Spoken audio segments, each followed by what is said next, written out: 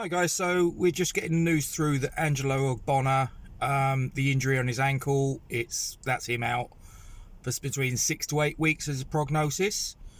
Not great. He's been our best defender.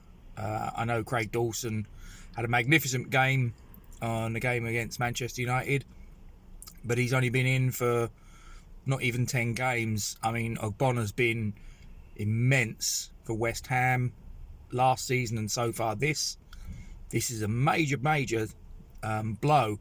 I would say it's as bad, you could argue maybe even more significant a loss than Michail Antonio, excuse me. So this is not good news. Now I'm guessing that he's going to go with Ogbonna rather than Diop, I would guess, especially given that Diop is probably going to miss the next game because of the concussion that he got in the same game. So I'm guessing it's going to be a back four with Ogbonna coming in. And I appreciate that Ogbonna had a good resurgence into the team after he came back in alongside Ogbonna. How the partnership is going to go with Dawson, though, I'm not too sure. I'm wondering if they're maybe a little bit too similar. I don't know. Only one way to find out. However, one thing that very few people seem to have cottoned onto, the challenge itself. Now, from what I remember, going back, Martial's studs were up. Now, if he hadn't have caught Ogbonna, I think it's likely that he'd have caught Fabianski. The VAR never looked at it, to the best of my knowledge. Now, in the laws of football, if you endanger the safety of your opponent, that's a red card offence. Doesn't matter if you mean it. I'm sure there was no intention on the part of Anthony Martial to injure Angelo Ogbonna. I completely get that. That's not a problem.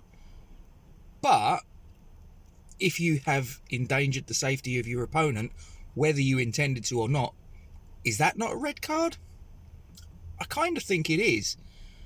I go back to Martin Taylor, the Birmingham City defender, who snapped Eduardo da Silva, the Arsenal striker's leg basically in half.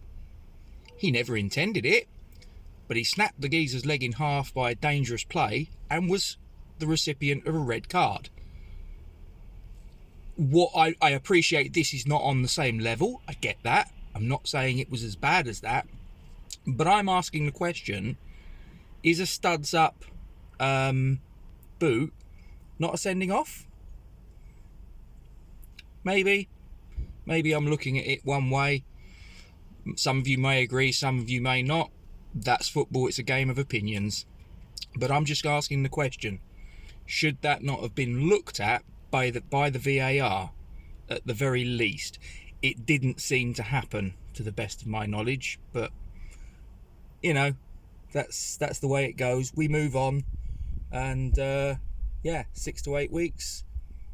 Let's hope that the replacement, whoever it is and however it's done, can do a good enough job to keep things tight at the back, and that when he comes back in, which I'm sure he will come straight back in, I'm hoping that we'll be in a similar position in the league to what we are at the minute. Come on, you Irons.